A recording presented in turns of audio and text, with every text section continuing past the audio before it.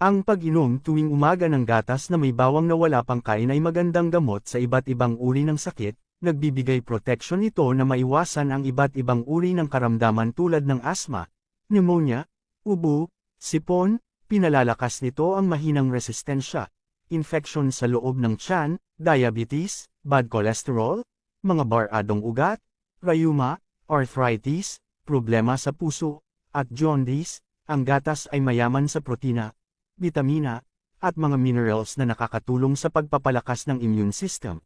Ang bawang ay may natural na antibiotic at anti-inflammatory properties na nagpapagaling ng mga pamamaga at infection sa loob ng ating katawan.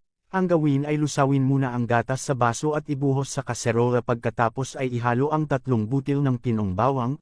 Pakuluan ito 5 minuto sa mahinang apoy, at pagkatapos ay ilagay sa baso, lagyan ng 1 cutsarang honey. Kung walang honey pwede ang asukal, ito ay pwede sa bata.